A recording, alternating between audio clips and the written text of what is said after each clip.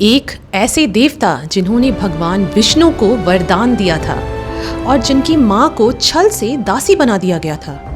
एक ऐसे देवता जिन्होंने उसी माँ के लिए पूरे स्वर्ग से युद्ध किया था। स्वर्ग, जहाँ इंद्र समेत सभी देवता शस्त्रों के साथ तैनात खड़े थे। तभी एक विशाल धूल का बवंडर उठा। देवता कुछ देख ही नहीं पाए और आपस में ही लड़ने लगे। जब वायुदेव ने धूल हटाई तब पहली बार देवताओं ने उस विशाल जीव को देखा। पूरा स्वर्ग उस पर टूट पड़ा, लेकिन कोई टिक ना सका। उस जीव का सिर्फ एक लक्ष्य था, अमृत। लेकिन अमृत तक पहुंचने के लिए रास्ते में 3 चुनौतियां थीं। पहला, प्रलय अग्नि, आग जो सूर्य को भी भस्म कर दे। उस जीव ने हजारों नदियों का पानी लाकर उस आग को बुझा दिया। दूसरा, काल चक्र, एक तेज धार वाला घूमता हुआ लोहे का चक्र। उस जीव ने अपना आकार इतना छोटा कर लिया कि वो चक्र के बीच से ही निकल गया।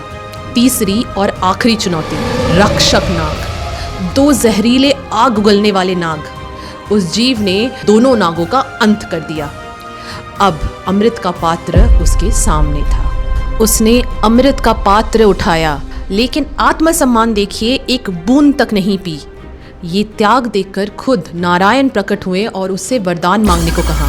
उस जीव ने बिना अमृत पिए अमर होने का और हमेशा विष्णु जी से ऊपर रहने का वरदान मांगा।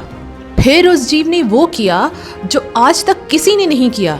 उसने अपने ही वरदान देने वाले से वरदान मांगने को कहा।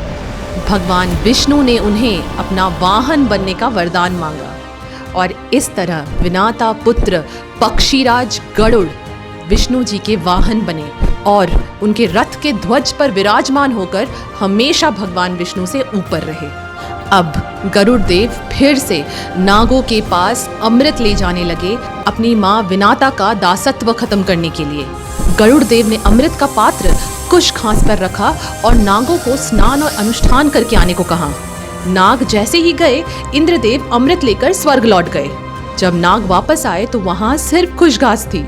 अमृत के लालच में जब नागों ने घास को चाटा तो उसकी तीखी धार से उनकी जीभ 2 हिस्सों में कट गई और नाग हमेशा के लिए द्विजिह्वा बनकर रह गए। गरुड़ देव का मातृ प्रेम और आत्मसम्मान इतना बड़ा था कि उन्होंने अपनी माँ विनाता को खुद बचाया।